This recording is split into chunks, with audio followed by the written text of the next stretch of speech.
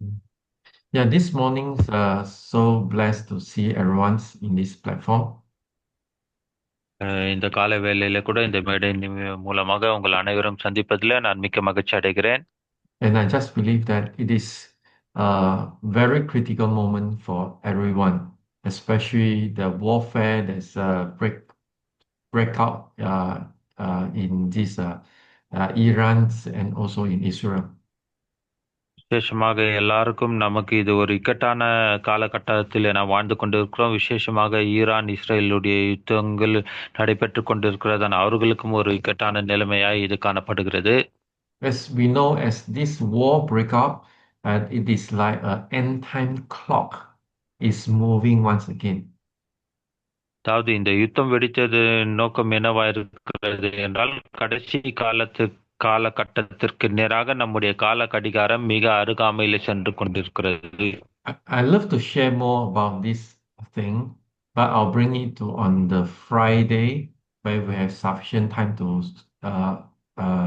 mention more about this subject. அதாவது கடந்த வெள்ளிக்கிழமை இந்த காரியங்களை குறித்து நாம் பார்த்தோம். அதிகமான நேரம் இல்லாதபடியினாலே ஆழமாய் அதை நாம் அன்றைக்கு பார்க்க முடியவில்லை. But nevertheless, right now we need to also to build the church, means focusing on the church. Church need to be strong. இந்த காலகட்டத்தில் இந்த சபை நாம் கட்டி எழுப்ப வேண்டியவர்களாய் காணப்படுகிறோம். சபை இந்த காலகட்டத்திலே ஒரு பலனடைந்த ஒரு சபையாய் காணப்படும். So this morning, my message is called a critical moment when we need clean hands and pure hearts. அதாவது இந்த காலை வேளைக்கான தலைப்பு என்னவென்றால், இந்த இக்கட்டான காலகட்டத்திலே நம்முடைய கரங்கள் சுத்தமானதையும் நம்முடைய இருதயம் பரிசுத்தமுள்ளதாயும் காணப்பட வேண்டும். We're going to read from the scripture in 1 Peter chapter 4, verse 7 onwards. 1 பேதுரு 4ஆம் அதிகாரம் 7வது வசனத்திலிருந்து நாம் வாசிக்க கேட்க போகிறோம். 1 Peter chapter 4, verse 7 says that the end of all things is at hand, and therefore be self-controlled and sober-minded for the sake of your prayers. 1 பேதுரு 4ஆம் அதிகாரம் 7வது வசனம். எல்லாவற்றுக்கும் முடிவு சமீபமாயிற்று, ஆகையால் தெளிந்த புத்தி உள்ளவர்களாயிருந்து ஜெபம் பண்ணுவதற்கு ஜாக்கிரதை உள்ளவர்களாயிருங்கள். Yeah, I love to preach a lot of big international things or the kingdom matters, but you need to be there in the kingdom. அதாவது ராஜ்யத்தை குறித்தும் மற்ற பெரிய காரியங்களை குறித்தும் நான் பிரசங்கிக்க வாஞ்சிக்கிறேன். ஆனாலும் கூட நாம் முதலாவது அந்த ராஜ்யத்தில் இருக்கிறவர்களாய் நாம் காணப்பட வேண்டும். Meaning that when the end times drawing near, a lot of people is going to face these temptations, trials, and to the extent they may fall away from the kingdom. அதாவது நாம் கடைசி காலகட்டத்தில் வாழ்ந்து கொண்டிருக்கிறபடினால அநேகர் இந்த ராஜ்யத்திலிருந்து கீழே விழுந்து விடுகிறவர்களாய் காணப்படுகிறார்கள். பலவிதமான சோதனைகளும் இக்கட்டுகளும் தாக்குகிற காலகட்டமா இருக்கிறபடினாலே Yes, Satan and his troops is busy, but he still have sufficient troops to come against every servant of God, who is you and I in this platform. நிச்சயமாக பிசாசானவன் அவனுடைய கூட்டாளிகளும் எல்லாவித சோதனைகளும் கொண்டு ஒரு ஆயத்தம் உள்ளவர்களா இருக்கிறார்கள். இன்னும் ஏராளமான கூட்டத்தை உடையவனாயும் இருக்கிறான். விசேஷமாக உங்களையும் என்னையும் போன்ற ஊழியக்காரர்களை வீழ்த்த வேண்டும் என்பதே அவனுடைய நோக்கமாய் காணப்படுகிறது. The Bible says, if let's say you hit the shepherd and the sheep was scattered. வேதவசனம் சொல்லுகிறது, அந்த மேய்ப்பனை நாம அங்கு அங்கு அடிக்கும்போது ஆடுகள் சிதறடிக்கப்பட்டு போகும். Once again, when come to this point, when I see how the end time clock is moving, the things that I know I need to strengthen is this is a pastors. If I strengthen you, if you receive revelations, then your church can grow in the right direction. அதாவது இந்த கடைசி காலகட்டத்திலே நான் போதர்களாகி உங்களை நான் பலப்படுத்தும் போது நீங்கள் சபையை நன்றாக சரியான விதத்திலே நடத்தி செல்வதற்கு அது ஏதுவாக காணப்படும். First thing, the end time call. The end time call is not only just pick up the weapon, go to the warfare. No, no. The end time call, first one, it is to be watchful, to be self-control, and be earnestly and diligently in prayer. அதாவது இந்த கடைசி காலகட்டத்திற்கான அழைப்பு முதலாவது அந்த அழைப்பு என்னவென்றால் ஆயுதத்தை எடுத்துக்கொண்டு யுத்தத்திற்கு போய் முன்னணியில் இருந்து யுத்தம் செய்ய வேண்டும் என்று அதுவல்ல. இந்த கடைசி காலகட்டத்திலே நாம் சுய கட்டுப்பாடுகளாகவும் ஜாக்கிரதையுள்ளவர்களாயும் விழித்திருந்து ஜெபிக்கிறவர்களாய் நாம் காணப்பட வேண்டும். Remember what Jesus said. Jesus says, don't be deceived. You remember in the Matthew 24, the first thing Jesus ever said when the disciple, the apostle asked Jesus, what is the end times going to look like? First word Jesus says, don't get deceived. அப்போஸ்தல மத்தேயு 24ஆம் அதிகாரத்திலே நாம் பார்க்கும்போது சீஷர்கள் இயேசுவை பார்த்து இந்த கடைசி காலத்திலே நாங்கள் என்ன செய்ய வேண்டும் என்ன என்ற அந்த கடைசி காலங்களை குறித்து கேட்கும்போது இயேசு கிறிஸ்துவான நீங்கள் வஞ்சிக்கப்படாதபடிக்கு ஜாக்கிரதையா இருங்கள் என்று முதலாவது அதை தான் அவர் சொல்லி எச்சரிக்கிறார். If you feel too difficult to understand the situation in Iran, in India, the Iran in Israel, and the whole world situation, but one thing you should be easy to understand. To get your church, start to pray. Watch over yourself before you can watch over India and before you can watch over Israel or Iran. அதாவது தற்கால கட்டத்தை நாம் சரியாக புரிந்து கொள்ள முடியாவிட்டால் நாம் செய்ய வேண்டிய ஒரே காரியம் நாம் ஜெபிக்கிறவர்களாய் நாம் சபையாய் ஜெபிக்க வேண்டும். இஸ்ரேலிலும் ஈரானிலும் நடக்கிற காரியங்களை நாம் பார்த்து உலகத்தின் காரியங்களை நாம் பார்க்கும்போது எதை நமக்கு புரியாவிட்டாலும் முதலாவது நமக்காகவும் மற்றவர்களுக்காகவும் நாம் ஜெபிக்கிறவர்களாய் காணப்பட வேண்டும். You can call out for fastings for the international situation that the World War III won't break out in this season. விசேஷமாக இந்த காலகட்டத்திலே மூன்றாவது உலக போர் யுத்தம் வெடித்து வராதபடிக்கு இதற்காக நாம் ஒருங்கிணைந்த அனைவரும் அழைத்து நாம் கூடி ஜெபிக்கிறவர்களாய் நாம் காணப்பட வேண்டும்.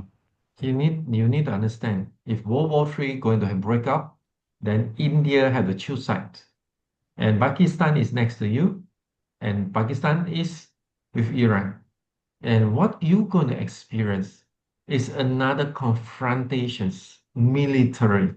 And that is very bad for everyone. So pray soberly.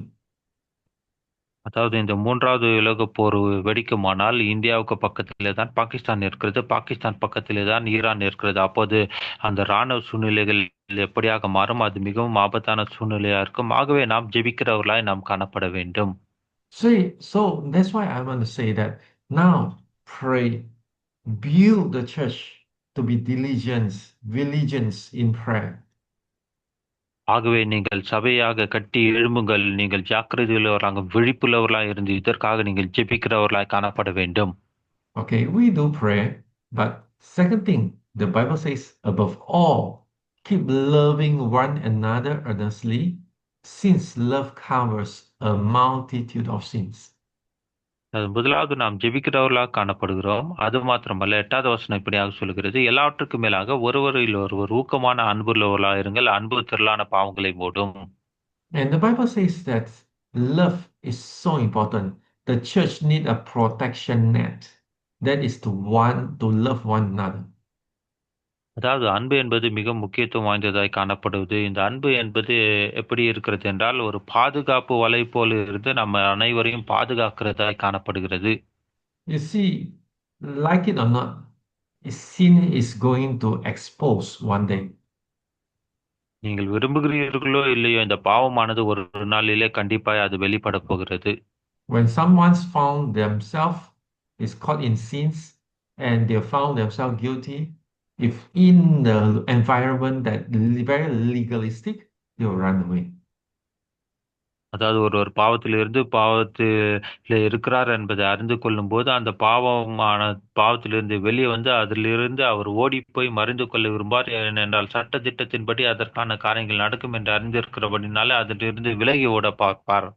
Do you know a children will run away from home when they find that there's no security, there's no love at home? அதாவது வீட்டை விட்டு ஓடி போகிற பிள்ளைகளுக்கு எந்த விதமான பாதுகாப்போ அன்போ அவர்களுக்கு கிடைப்பதில்லை. But the children will stay at home even they fall in weakness because they know the family, the home will protect them. ஆனால் வீட்டில் இருக்கிற பிள்ளைகளோ பாவத்தில் விழுந்தாலும் கூட அவர்கள் விழுந்து போனாலும் கூட குடும்பத்தினர் தன்னை தாங்கி தூக்கி எடுத்து பாதுகாத்து நிறுத்துவார்கள் என்ற அந்த பாதுகாப்பின் நிச்சயம் அந்த வீட்டில் வளர்கிற பிள்ளைகளுக்கு உண்டு. If you build prayer in church, and you go and start to promote love, earnestly love, you are setting up a protection net in your church. உங்களுடைய சபையை இப்படியாக நீங்கள் கட்டி எழும்பி ஜெபிக்க ஆயத்தப்படுத்தி நீங்கள் ஜெபிக்கும் போது மற்றவர்களிடத்தில் நீங்கள் அன்பு கூறி வெளியில் இருக்கிறவர்களிடத்தில் உள்ளேயும் அன்பு செலுத்தும் போது அது ஒரு பாதுகாப்பு வலை போல நம்மை பாதுகாக்கிறதா இருக்கிறது நாம் இந்த அன்பு செலுத்தும் பொழுது. With that nets, protection nets of love, one love one another in the church, that even sins is exposed, but grace and mercy will come in to help the person be strong again. ஆமென். அதாவது நாம் இப்படியாக ஒருவருக்கொருவர் நாம் அன்பு செலுத்தி சபையிலே காணப்படும்போது, பாவத்திலே நாம் விழுந்து போனாலும் கூட, பாவம் அதை வெளிப்படுத்தினாலும் கூட, அந்த நேரத்தில் இந்த கிருபையும் இரக்கமும் நம்மோடு கூட இருந்து நம்மை பாதுகாத்து வழிநடத்துகிறதாய் காணப்படும். And the church can represent Jesus well if the church has this protection nets of love. இந்த பாதுகாப்பின் வலையாகிய அன்பு சபையிலே காணப்படும் போது அது கிறிஸ்துவை வெளிப்படுத்துகிறதாகவும் கிறிஸ்துவை உடைய சபையாகவும் காணப்படும். Verse 4 says that show hospitality to one another without grumbling. 9வது வசனம் இப்படியாக சொல்லுகிறது, முறுமுறுப்பு இல்லாமல் ஒருவரை ஒருவர் உபசரியுங்கள். You see, when you talk about love, love is not by words, love is by action. அதாவது அன்பு என்று சொல்லும்போது அன்பு வெறும் வார்த்தையினாலே சொல்லப்படுகிற காரியம் அல்ல, அது ஒரு செயல்பாடாய் அது ஒரு நடைமுறையை குறிக்கிறதா இருக்கிறது. For those people who are more immature, for those people who are a certain motive, they will try to take advantage on people's love. அதாவது இந்த முதிர்ச்சி அடையாதவர்கள் என்ன செய்வார்கள் என்றால், ஜனங்கள் மற்றவர்களிடத்தில் அன்பு செலுத்தும் போது அதை தங்களுக்கு சாதகமாக பயன்படுத்திக் கொள்ள வேண்டும் என்றுதான் அப்படி நினைப்பார்கள். Here, the hospitality, the generosity of a person have to come into the place where he will serve without any grumbling. அதாவது இந்த உபசரிப்பு தாராளமாய் கொடுக்கிறது என்று சொல்லும்போது அது எதை குறிக்கிறது என்றால், எந்த முறுமுறுப்பு இல்லாமலும் மற்றவருக்கு செய்யப்பட வேண்டும். And the Bible continues to say that as each has received a gift, use it to serve one another as good stewards of God's with various grace. அதாவது வேத வசனம் தொடர்ந்து இப்படியாக சொல்கிறது, அவனவன் பெற்ற வரத்தின்படியே நீங்கள் தேவனுடைய பற்பல கிருபையுள்ள ஈவுகளை பகிர்ந்து கொடுக்கும் நல்ல உக்ரான கருணை போல ஒருவருக்கொருவர் உதவி செய்யுங்கள். You see, some people have a gift like a teacher. ஒரு சிலருக்கு இப்படிப்பட்ட ஈவுகள் உண்டு, அந்த போதிக்கிறதான அப்படிப்பட்ட கிருபை பெற்றவர்களா இருப்பார்கள். Some people have a prophetic gifts. They always give word of knowledge, word of wisdom.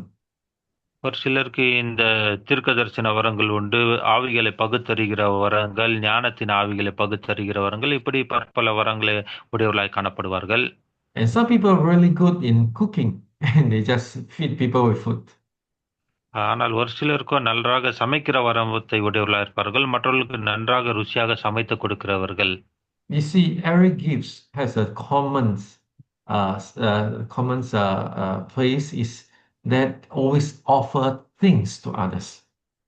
அதாவது எல்லாருக்கும் வரங்கள் உண்டு. இந்த வரங்கள் கொடுக்கப்பட்டதின் நோக்கம் அது மற்றவர்களுக்கு நாம் சேவை செய்யும்படி மற்றவர்களுக்கு கொடுக்கும்படிக்காகவே அந்த வரத்தை உடையவர்களாய் காணப்படுகிறோம். And grace of God is another definition of grace is, gifts, giving to others. தேவனுடைய கிருபை வரம் என்பது மற்றவர்களுக்கு கொடுக்கிறதாய் காணப்படுகிறது. அப்படி நாம் கொடுக்கிறவர்களாய் காணப்பட வேண்டும். That's why show hospitality generously to one another without grumbling is so important.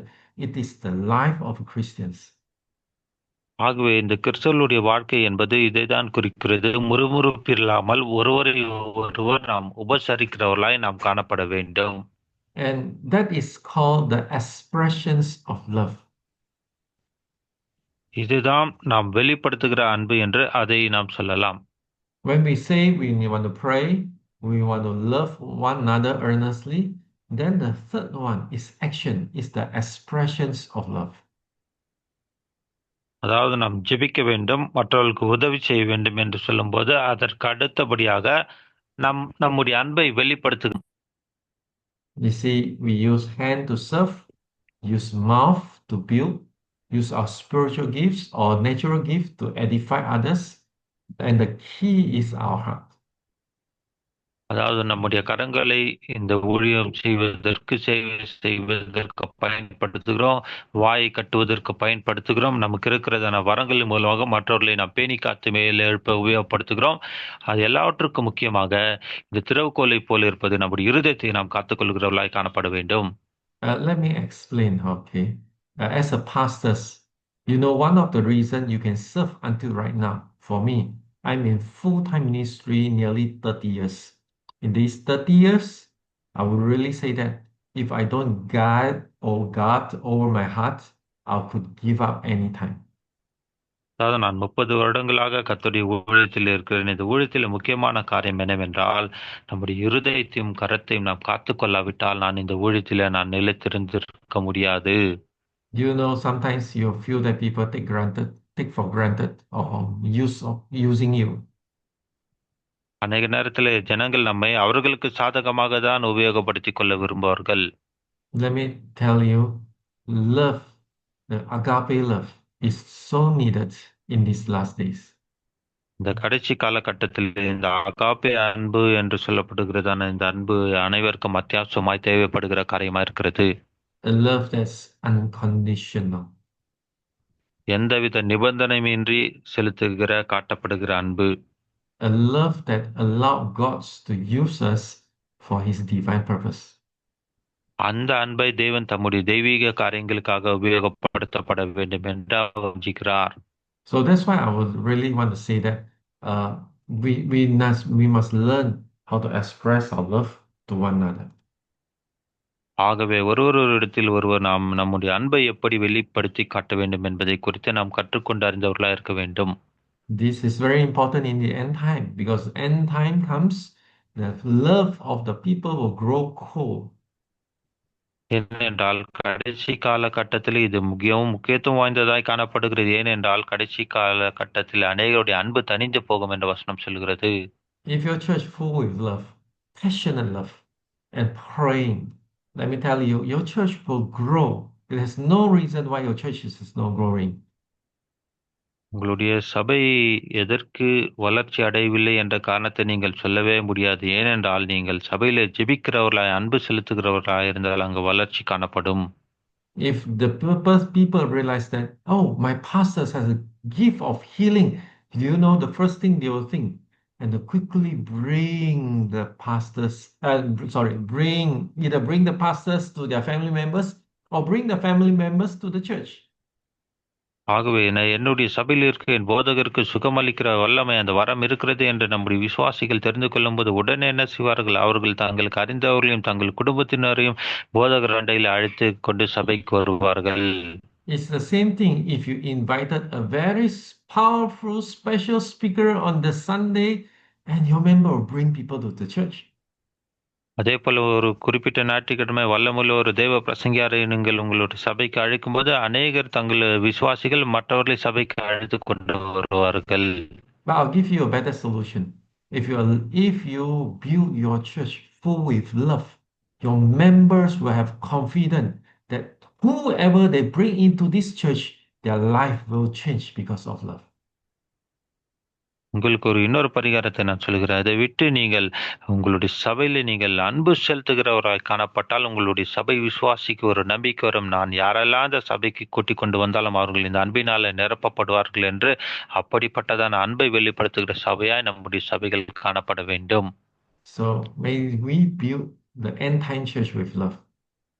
ஆகவே இந்த கடைசி கால சபையை நாம் கட்டும்போது அன்பின் நிமித்தம் அன்பிலே கட்டுகிறவர்களாய் நாம் காணப்பட வேண்டும். First Timothy chapter 4 verse 12 says that let no one despise you for your youth and set the believers an example in speech, in conduct, in love, in faith, in purity. 1 தீமோத்தேயு 4:12 வசனம் இப்படியாக சொல்கிறது. உன் இளமை குறித்து ஒருவனும் உன் அசட்டை பண்ணாதபடிக்கு நீ வார்த்தையிலும் நடக்கையிலும் அன்பிலும் ஆவிலும் விசுவாசத்திலும் கற்பிலும் விசுவாசிகளுக்கு மாதிரியாயிரு. In my age of 13, my pastors give me these words and this word changed my life. எனக்கு 13 வயதா இருக்கும்போது என்னுடைய போதகர் எனக்கு இந்த வசனத்தை கொடுத்தார். இந்த வசனம் என்னுடைய வாழ்க்கையை மாற்றினது. Because I'm young, But the Bible says that don't let anyone despise your youth. நான் அந்த காலகட்டத்தில் வாலிபனா இருந்தபடியினாலே இந்த வசனம் சொல்கிறபடி இளமை குறித்து ஒருவரும் அசட்டை பண்ணாதபடிக்கு என்று சொல்லப்பட்டிருக்கிறது. And the second, the Bible says that set example to others as an example to others believers. இரண்டாவது, நீ விசுவாசிகளுக்கு மற்றவர்களுக்கு இந்த காரியத்திலே நீ முன்மாதிரியாய் உதாரணமாய் காணப்பட வேண்டும். You see, I see myself as I don't more despise myself, and I start to have a high expectation over myself. I want to be an example to others. ஆகவே நான் அசட்டை பண்ணப்படாதவனாகவும் அசட்டை பண்ணக்கூடாதவனாக இருக்க வேண்டுமானால் நான் இப்படிப்பட்ட காரியங்களுக்கு மற்றவர்களுக்கு உதாரணமாய் மாதிரியான ஒரு வாழ்க்கை வாழ வேண்டும். And number three, and the Bible says, my speech, in my conduct, in my love, in my faith, in my purity, I want to guard over these 5 elements in my life. மூன்றாவதாக, இந்த 5 காரியங்களை என்னுடைய சிந்தனையிலே நான் காத்து கொண்டவனாய் காணப்பட வேண்டும். அது என்னவென்றால் வார்த்தையிலும், நடக்கையிலும், அன்பிலும், ஆவிலும், விசுவாசத்திலும், கற்பிலும். You see, the Bible continues to say to Timothy, say, do not rebuke an old man harshly, but exhort him as if he were your father, old man as mother, and younger woman as sisters. தொடர்ந்து இந்த வேத வசனத்தில் இந்த அறிவுரைகள் நமக்கு சொல்லப்படுகிறது. முதிர் வயதுள்ளவனை கடிந்து கொள்ளாமலும் அவனை தகப்பனைப் போலும் பாலிய புருஷரை சகோதரை போலும் முதிர் வயதுள்ள ஸ்திரீகளை தாய்களைப் போலும் பாலிய ஸ்திரீகளை எல்லா கற்புடன் சகோதரர்களைப் போலும் பாவித்து புத்தி சொல்லு. You see, and it is an example not only within ourselves, but the example has to the way we relate to one another. அதாவது இந்த முன்மாதிரியான ஒரு வாழ்க்கை நமக்கு மாத்திரம் நாம் வாழ்வதல்ல, நமக்கு சம்பந்தப்பட்டவர்களோடு கூட நாம் வாழும்போது அவர்களுக்கும் ஒரு முன்மாதிரியான இப்படிப்பட்ட வாழ்க்கை வாழ வேண்டும். And when we say that we want to live in love, but sometimes love can out of control without boundary. அதாவது நான் அன்பில் வாழ வேண்டும் என்று சொல்லும்போது அது ஒரு கட்டுப்பாட்டுக்குள்ள இருக்க வேண்டும். அது ஒரு கட்டுப்பாடு இல்லாமல் எல்லை இல்லாத அன்பாய் அது காணப்படக்கூடாது. I see in India, I went to many places, but India is a very fantastic places where the ladies and the men are separated, sit differently, and to make sure that they are focusing. I think it's fantastic. அதாவது நான் அநேக தேசங்களுக்கு கடந்து போயிருக்கேன். ஆனால் இந்திய தேசமானது மிகவும் ஒரு அற்புதமான தேசமா இருக்கிறது. ஏனென்றால் ஆண்கள் பெண்கள் உட்காரும்போது சபையில அங்கு தனித்தனியாக உட்காருங்கள். அது மிக ஒரு அருமையான காரியமாக நான் பார்த்திருக்கிறேன். The place where I live, whether in Malaysia, whether in Singapore, whether in Indonesia, and those places, we don't practice separating. Ladies and men. நான் மலேசியா, இந்தோனேஷியா, சிங்கப்பூர் இப்படிப்பட்ட தேசங்களில் நான் எடுக்கும்போது அந்த இடங்களில் பார்க்கும்போது ஆண்கள் பெண்கள் என்று அப்படி தனித்தனியாய் அவர்களை பிரித்து அங்கு உட்கார வைப்பதில்லை. I believe that one of the reason is not because we are very open, but the reason is we like to sit together with our family. Means you're going to see husband and wife, brother and sister sit together. Then there's no way for you to separate left and right. அதாவது நாங்கள் வெளிப்படையானவர்கள் என்று காட்டிக்கொள்வதற்காக நாங்கள் குடும்பமாய் அப்படி உட்கார வேண்டும். சகோதர சகோதரிகளாக கணவன் மனைவி பிள்ளைகள் குடும்பமாக இப்படி நாம் உட்கார்ந்து இருக்கும்போது அந்த அன்பை வெளிப்படுத்தி காட்டுகிறவர்களாய் காணப்படுகிறோம். But nevertheless, in this world, we may sit together in certain places, but when we come to this opposite gender, there are rules and they need safe boundaries. இல்லை, நாம் இப்படி வருமானப்பட்டு ஒன்று கூடி ஒருவர் பக்கத்திலே ஒருவர் நாம் குடும்பமாய் உட்கார்ந்தாலும் கூட ஒரு முக்கியமான விஷயம் என்னவென்றால் எதிர்பாலினவரிடம் நாம் முக்கியமாக விசேஷமாக கவனித்து நடந்து கொள்ள வேண்டியவர்களாய் காணப்பட வேண்டும். And if you are very gentle as a pastor, male pastor, men pastors, you need to be careful. Don't minister to ladies too much. அதாவது நீங்கள் ஒரு மென்மையான நல்ல போதராய், ஆண் போதகராய் இருக்கும்போது, விசேஷமாக பெண்கள் விஷயத்திலே நீங்கள் ஈடுபடும்போது, ஜாக்கிரதை உள்ளவர்களாய் இருந்து, அதிக ஈடுபாடு உள்ளவர்களாய் அவர்கள் விஷயத்திலே நீங்கள் இருக்கக்கூடாது. Because every of those boundaries, if we cross it, it can give us big trouble. அதாவது அந்த குறிப்பிட்ட ஒரு எல்லை என்று இருக்கும். அந்த எல்லையை தாண்டி காரியங்கள் செல்லும்போது, அது மிகவும் ஒரு கடினமான காரியமாய் மாறிவிடும். Proverbs 22, verse 1 says that a good name is to be chosen rather than great riches, and favor is better than silver or gold. நீதிமொழிகள் 22:1 இப்படியாக வாசிக்கிறோம். திரளான ஐஸ்வர்யத்தை பார்க்கிலும் நற்கீர்த்தியே தெரிந்து கொள்ளப்படத்தக்கது. பொன்வெள்ளி பார்க்கிலும் தயே நலம். It's a good name, good testimony, a witness of integrity is so precious in comparisons with great riches. அதாவது அநேக ஐஸ்வர்யத்தை உடையதை காட்டிலும் அந்த நல்ல விதமான நற்பேர், நற்புகழ்ச்சி, நல்ல களங்கமில்லாத ஒரு பேர் என்பது மிக முக்கியமான காரியமாய் காணப்படுகிறது. So therefore, I really pray that we must understand it's not about whether you are pure in motive, but the moment something happens, you lost your good name. அதாவது உங்களுடைய சிந்தனையிலே நீங்கள் சுத்திகரிக்கப்பட்டவர்களா இல்லை என்று சொல்வதாக இல்லை. அந்த சூழ்நிலை என்ன வேண்டுமானாலும் நடக்கலாம். ஆகவே அதிலே நாம் மிகவும் ஜாக்கிரதை உள்ளவர்களாய் காணப்பட வேண்டும். Our reputations and our testimony, how people look at us, is not separatable. அதாவது நமக்கு இருக்கிற அந்த நற்கீர்த்தி, அந்த புகழ்ச்சியும் சாட்சியும் நம்மை விட்டு பிரிக்க முடியாத ஒரு காரியமாய் காணப்படுகிறது. இரண்டும் ஒன்றோடு ஒன்று போக வேண்டும். You know, many people, when come to gender issue, okay, the temptations when come to opposite sex, opposite gender, okay, I would say that. Now, many great leaders stumble over this issue. Is either they committed to those sins or they've been falsely accused because of their so-called crossing boundary conduct. அதாவது இந்த ஆண் பெண் என்ற அந்த உறவு வரும்போது மாபெரும் கிறிஸ்தவ தலைவர்களும் கூட அதில் இடறி விழுகிறவர்களாய் காணப்படுகிறார்கள். விசேஷமாக எதிர்ப்பாலினவரிடம் நம்முடைய அணுகுமுறையானது அதில் வீழ்ந்து விடத்தக்கதாகவும் அல்லது நம்மள விசேஷமாக பழி சொல்லுதலும் குற்றம் சொல்லுதலுக்கும் வாய்ப்புகளை ஏற்படுத்துகிறதற்காக இருக்கிறதான அந்த எல்லைகளை நாம் தாண்டக்கூடாதபடிக்கு ஜாக்கிரதை உள்ளவர்களாய் காணப்பட வேண்டும். Maybe you may say that, oh, I didn't do anything, I'm right before God.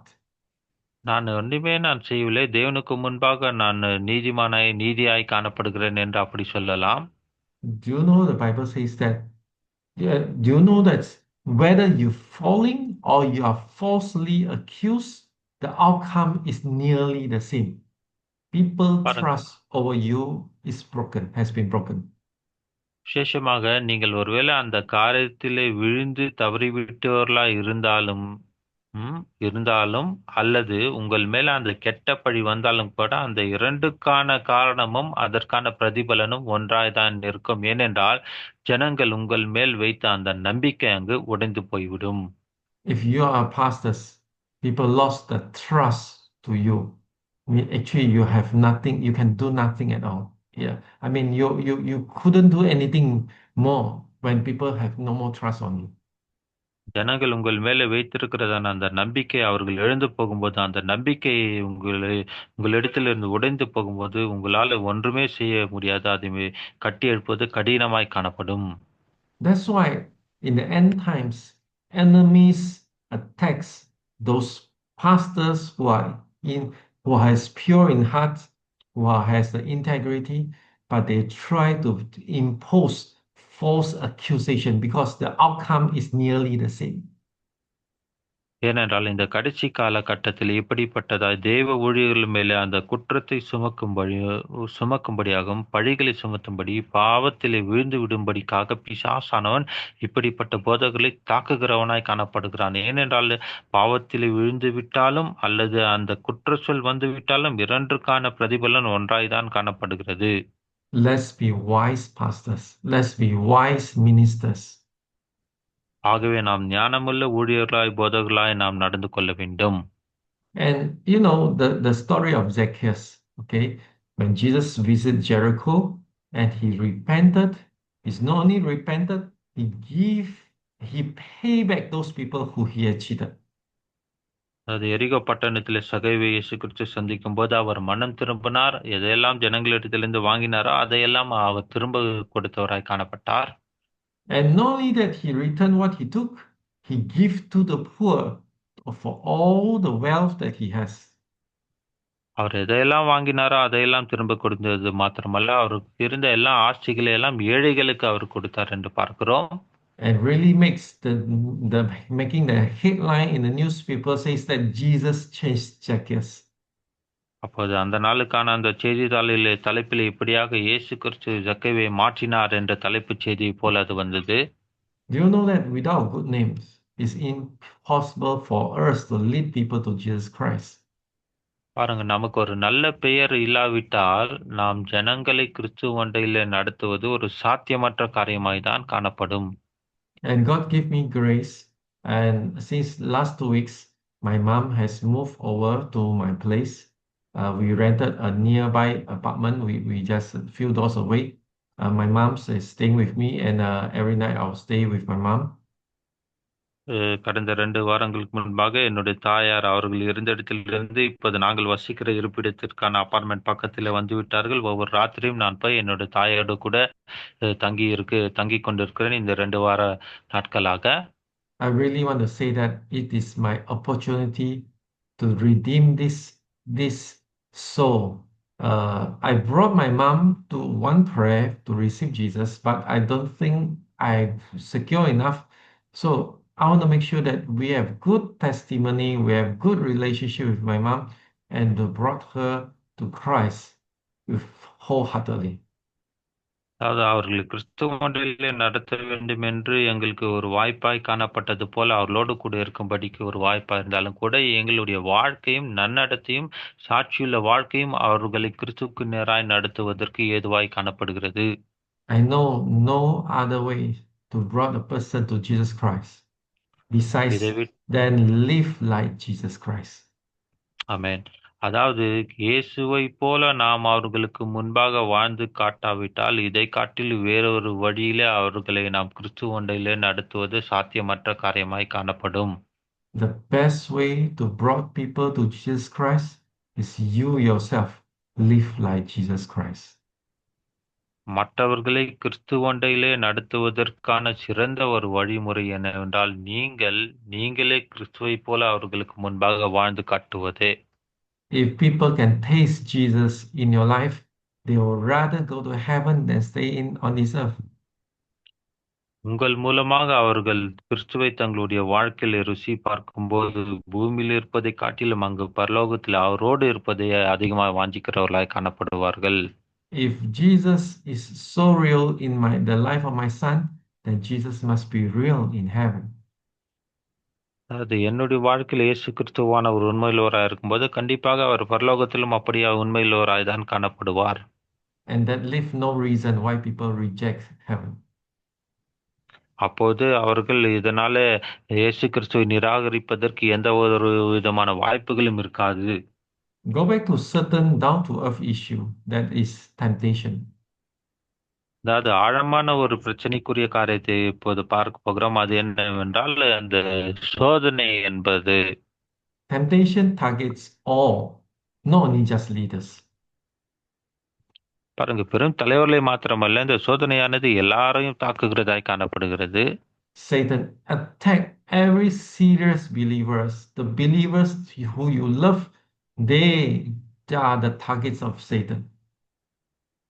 நீங்கள் எந்த விசுவாசிகளை அதிகமாக நேசிக்கிறீர்களோ அல்லது யாரெல்லாம் விசுவாச வாழ்க்கையில நன்றாய் இருக்கிறார்களோ பிசாசு அப்படிப்பட்டவர்களை தான் குறிவைத்து தாக்குகிறவனாய் இருக்கிறான் இந்த சோதனை விஷயத்தில. End time is drawing near. Have a mechanism or have a lifestyle of searching our hearts, asking God to purify our hearts, watch and pray, search our motive, correct our behavior, that will keep enemy from finding any foothold in our life. ஆகவே நாம் கடைசி காலகட்டத்தை நெருங்கி கொண்டிருக்கிறோம். கடைசி காலகட்டத்தில் வாழ்ந்து கொண்டிருக்கிறோம். ஆகவே நாம் விழித்திருந்து ஜெபிக்கிறவர்களாய் காணப்பட வேண்டும். அது மாத்திரமல்ல, நம்முடைய இருதயத்தை சுத்திகரித்து கொண்டவர்களாகவும், நம்முடைய எண்ணங்கள் உயர்ந்த எண்ணங்களாகவும், நம்முடைய எண்ணங்களை நாம் ஆராய்ந்து அறிந்து பார்த்து, நம்முடைய நடத்தையிலும் எல்லாவற்றிலும் நான் பிசாசுக்கு எந்த விதமான இடமும் கொடுக்க கூடாதபடிக்கு ஜாக்கிரதை உள்ள ஒரு வாழ்க்கை வாழுகிறவனாக காணப்பட வேண்டும். We must build a good mechanism that believers will always pray and search their heart. That is very key.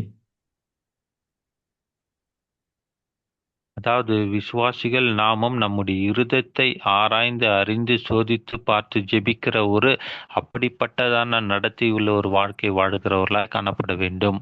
Don't just serve like firefighter. When only fire happens, then you're going to rescue the fire. அதாவது இந்த fire fighters என்று சொல்லுகிறவர்கள் தீ அணைப்பு படையினர் என்ன செய்வார்கள்? எங்க தீ எரிகிறதோ அந்த நேரத்தில் தான் போய் அவர்கள் உதவி செய்வார்கள், தங்களுடைய வேலை செய்வார்கள். நாம் அப்படியாக இருக்கக்கூடாது. And you know, another things about trust, and we just mentioned, trust is like a borrowed car. If, for example, you have a very you have a love car. The moment you borrow to someone's, even there's a minor damage, scratches, that will cause a lot of misunderstanding. Even they replace the parts, but you will feel that you don't think that this person can be trust, can borrow your car to them. அதாவது இந்த நம்பிக்கை குறித்து கொஞ்ச நேரம் முன்பாக பார்த்தோம். அந்த நம்பிக்கை என்பது மிக முக்கியத்துவம் வாய்ந்ததாய் காணப்படுகிறது. உதாரணத்துக்கு அதை இப்படி சொல்லலாம். யாரிடத்துல ஒரு காரை நாம் கடன் வாங்கி அதை ஓட்டி கொண்டு போவது போல வைத்துக் கொள்ளுங்கள். அப்போது நாம் அதை ஜாக்கிரதையாக உபயோகப்படுத்த வேண்டும். ஒரு எந்த விதமான பாதிப்போ அல்லது அதில் எந்த தவறு ஏற்படும் போது அந்த உபகரணங்களை நாம் மாற்றும் போது நமக்கு கடன் கொடுத்தவர்களுடைய நம்பிக்கையை நாம் இழந்து விடுகிறவர்களாய் காணப்படுவோம். Man, and really, you know, that's why we must always check our heart. Don't just think that I'm strong enough, enemy won't take me, and I will always strong.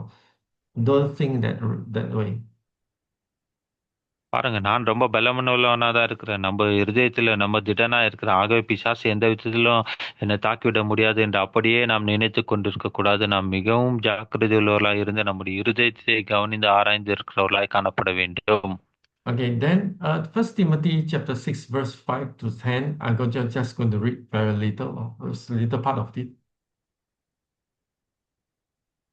1 தீமோத்தேயு 6ஆம் அதிகாரம் 5-10 வரைக்கும் ஒரு சில வசனத்தின் குறிப்புகளை மாத்திரம் நான் வாசிக்க போகிறேன். It says that, but godliness with contentment is great gain, for the love of money is the root of all kinds of evils.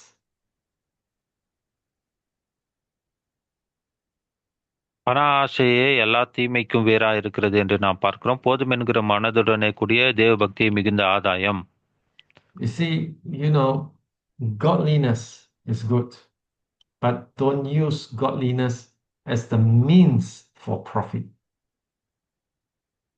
அதாவது தேவ பக்தி என்பது அது நல்ல காரியம்தான், ஆனால் அதை ஒரு ஆதாயத்திற்காக அதை நாம் உபயோகப்படுத்திக் கொள்ளக்கூடாது. You see, there are 3 temptation fronts.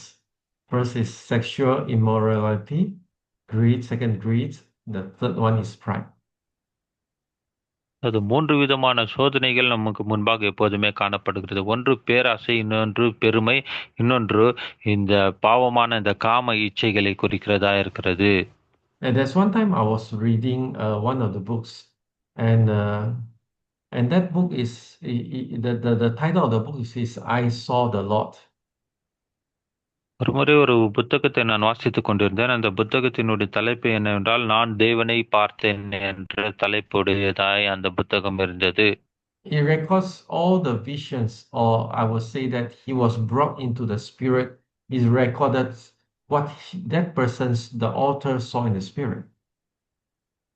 அதாவது அந்த புக்கை எழுதினவர் இப்படியாக எழுதுகிறார். அவருடைய ஆவியில என்னென்ன தரிசனத்தை எல்லாம் பார்த்தாரோ அதையெல்லாம் அங்கு தேவனிடத்தில் பெற்ற தரிசனத்தை எழுதுகிறார் அந்த புத்தகத்திலே.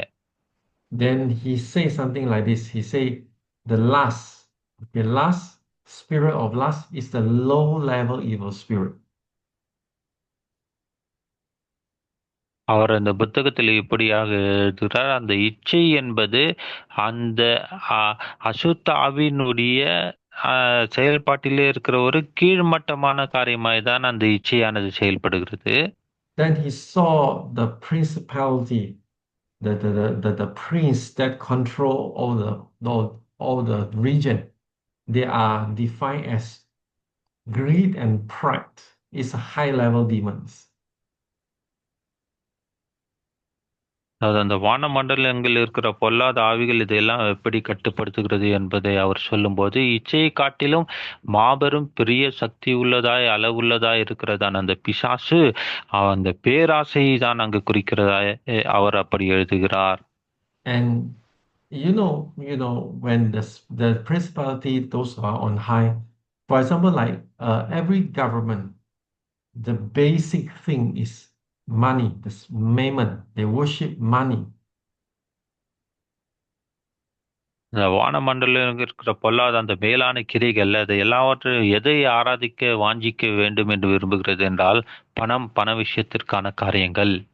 My friends say once he say that, the true issue in the war is not about weapon. It's very much about money. அதாவது என்னோட நண்பர் இப்படியாக சொன்னார், அந்த யுத்தத்தில் இருக்கிறதான முக்கியத்துவமான விஷயம் ஆயுதம் அல்ல, அது பணத்தை குறிக்கிறதாய் காணப்படுகிறது. If you pay enough money, there will be no war. நீங்கள் போதுமான அங்க பணத்தை செலுத்தி விட்டால், பணத்தை அங்கு உபயோகப்படுத்தி விட்டால் அங்கு யுத்தமே நடக்காது. You see, and pride is the one who brought down Lucifer.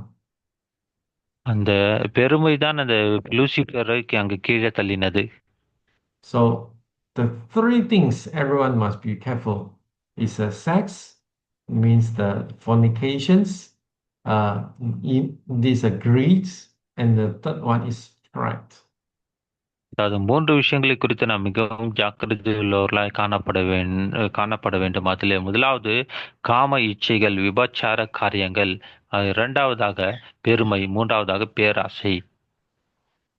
For every needs, sexual needs, it has to be satisfied within the marriage.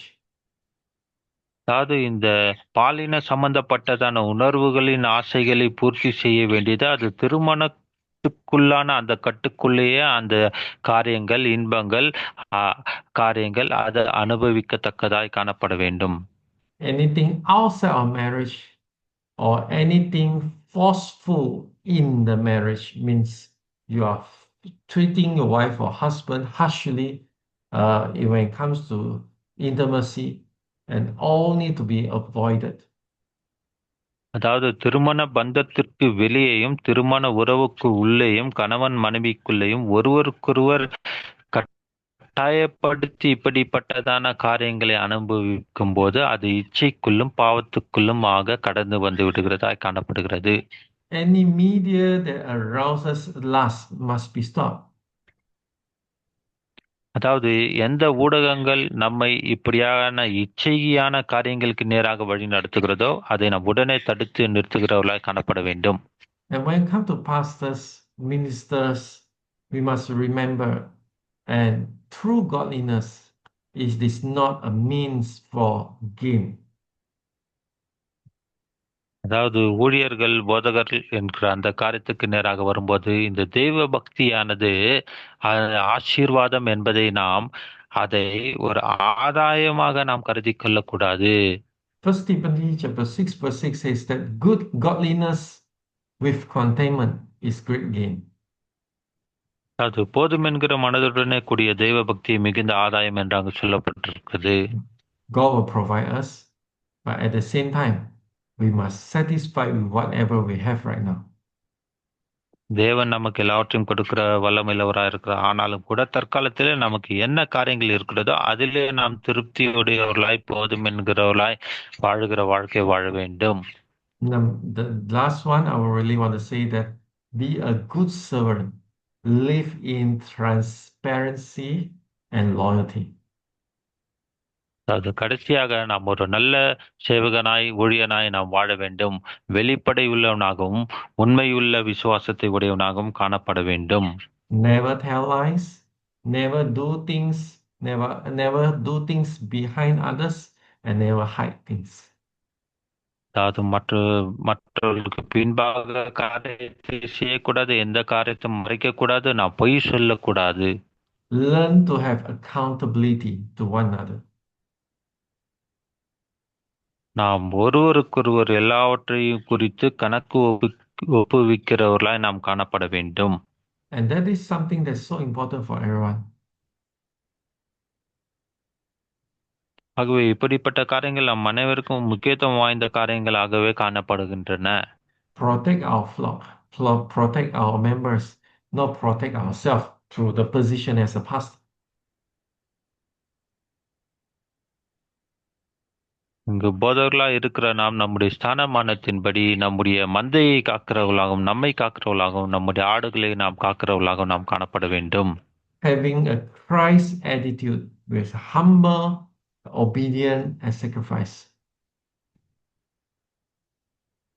நாம் கிறிஸ்துவை போல கிறிஸ்துவின் மனநிலைமையுடையவர்களாய் காணப்பட வேண்டும். அந்த தாழ்மை, கீழ்ப்படிதல், தியாகம் நம்முடைய வாழ்க்கையில காணப்பட வேண்டும். You see, we need to have the mind of Christ, where he laid down himself and God exalt him higher, in highest. நாம் கிறிஸ்துவின் சிந்தையுடையவர்களாய் காணப்பட வேண்டும். கிறிஸ்து தன்னுடைய வாழ்க்கையே பிதாவினுடைய சமூகத்திலே தாழ்த்தும் போது பிதாவானவர் அவரை உயர்த்தினவராய் காணப்படுகிறார். You see, when you lay down your rights, God will exalt you. உங்களுடைய உரிமைகளை நீங்கள் அவருடைய பாதப்படியிலே சமர்ப்பிக்கும் போது தேவன் உங்களை உயர்த்துகிறவராய் காணப்படுகிறார். When you lay down yourself, you become second. It is totally fine because Jesus Christ is number one. நீங்கள் உங்களை நீங்களே தாழ்த்தி உங்களுடைய சமூகத்திலே உங்களுடைய உரிமைகளை அவருடைய சமூகத்தில் வைக்கும்போது நீங்கள் இரண்டாவதாக மாறிவிடுகிறீர்கள். ஆனாலும் பரவாயில்லை, அது நல்லதுதான். ஏனென்றால் கிறிஸ்து அங்கு முதன்மையாய் மாறிவிடுகிறார். Jesus laid down his life and he became the good shepherd for all the flock. கிறிஸ்துவானவர் தன்னுடைய வாழ்க்கையை முழுவதுமாக தாழ்த்தி அர்ப்பணித்து ஒப்பு கொடுத்தார். அப்போது அவர் தன்னுடைய மந்தைகளுக்கு ஒரு நல்ல மேய்ப்பனாய் அவர் மாறிவிட்டார். We as pastors, we need to lay down our life as well for our flock. ஆகவே நம்முடைய மந்தைகளுக்காக நம்முடைய வாழ்க்கையை நாமே நாம் முழுவதுமாக அவர் சமூகத்தில் ஒப்பு கொடுக்கிறவர்களாய் நாம் காணப்பட வேண்டும். In the conclusion, I really want to offer you 5 areas that you need to have action to be watchful. ஆகவே கடைசியாக இந்த 5 காரியங்களை சொல்லி முடிக்கிறேன். இந்த 5 காரியத்திலே நீங்கள் மிகவும் கவனமுள்ளவர்களாய் இருந்து நீங்கள் செயல்பட வேண்டியவர்களாய் காணப்பட வேண்டும். Number 1, watch and pray for yourself. முதல் காரியம், உங்களுக்காக நீங்கள் ஜாக்கிரதையுள்ளவர்களாய் கூர்ந்து கவனித்து வீழ்த்திருந்து ஜெபிக்கிறவர்களாய் காணப்பட வேண்டும். Number 2, pray for your church, not just growing, but pray for a church, earnestly love one another. இரண்டாவது, உங்களுடைய சபைக்காக ஜெபிக்க வேண்டும். சபை வளர்ச்சிக்காக அல்ல, உங்களுடைய சபையில் இருக்கிறவர்கள் ஒருவருக்கொருவர் அவர்கள் அன்பு செலுத்துகிறவர்களாய் காணப்பட வேண்டும் என்று சபைக்காக ஜெபிக்கிறவர்களாய் காணப்பட வேண்டும். Number 3, guard your heart, guard your hands, and guard your mouth. மூன்றாவதாக, உங்களுடைய இருதயத்தை, கரங்களை, வாயை நீங்கள் காத்து கொள்ளுகிறவர்களாய் காணப்பட வேண்டும்.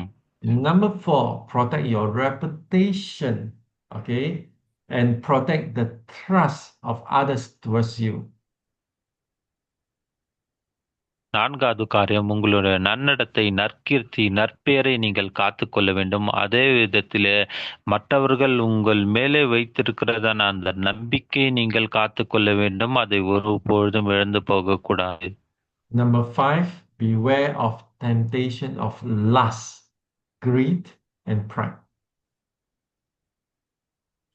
ஐந்தாவது, இச்சை, பேராசை, பெருமை போன்றதான சோதனைகளுக்கு நீங்கள் எச்சரிக்கையுள்ளவர்களாய் இருக்க வேண்டும். Amen. May the Lord bless you. Let us pray. ஆமென். கர்த்தர் உங்களை ஆசீர்வதிப்பாராக. இப்போது நாம் ஜெபித்து முடிக்கலாம்.